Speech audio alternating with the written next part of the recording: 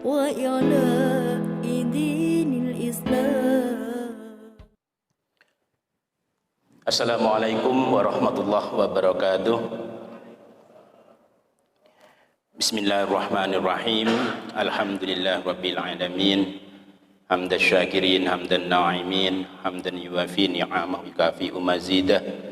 Ya Rabbana lakal hamdu kama yanbaghi li jalali wajhika wa 'azim sultanik. Allahumma salli wa sallim ala sayyidina Muhammad wa ala ali sayyidina Muhammad. Amma ba'd. Jamaah salat duhur Masjid Ainul Yakin rahimakumullah. Pada kesempatan kali ini tentunya pertama marilah kita panjatkan puji syukur kehadirat Allah Subhanahu wa taala atas segala limpahan rahmat dan nikmatnya, nikmat Islam, nikmat iman, nikmat kesehatan, nikmat kesempatan, yang dengan nikmat-nikmat itu telah membuat kita bisa hadir untuk menunaikan sholat duhur secara berjamaah di Masjid Ainul Yakin ini. Salawat serta salam juga senantiasa kita sampaikan pada junjungan kita Nabi besar Muhammad sallallahu alaihi wasallam yang telah membimbing kita, menuntun perjalanan kita dengan ad-dinul Islam. Bapak-bapak dan ibu jamaah rahimakumullah, seperti biasa saya kebagian tema tentang pendidikan dalam perspektif Barat dan Islam. Kalau kita melihat teori-teori Barat tentang pendidikan, salah satunya adalah teori yang berkembang di abad sekitar 17 sebenarnya oleh seorang tokoh namanya John Locke dengan teorinya tabula rasa. Dengan teorinya itu dia mengatakan dalam bahasa Inggris, the mind of a newly born baby resembles a sheet of clean paper void of all characters, katanya. Seorang bayi yang baru dilahirkan itu seperti selembar kertas putih yang tidak ada warna karakter apapun. Akan menjadi warna apa kertas putih ini? Dikatakan oleh John Locke, the experience will color the mind of the baby. Pengalamannya lah yang akan mewarnai baby ini, si bayi ini, pikiran bayi ini.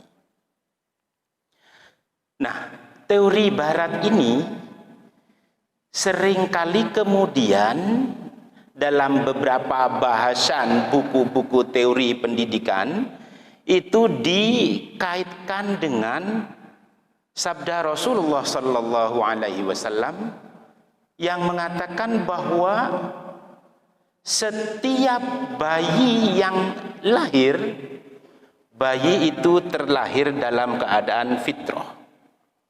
Kullu mauludin yuladu alal fitrah. Setiap bayi yang lahir terlahir dalam keadaan fitrah. Nah, dalam analogi ini bahasa white clean papernya John Locke itu diparalelkan dengan fitrah dalam sabda Rasulullah sallallahu alaihi wasallam. Nah, ini yang menurut saya ada satu sisi ada kemiripannya memang, tetapi sebenarnya esensinya saya lebih mengatakan sebenarnya tidak sama.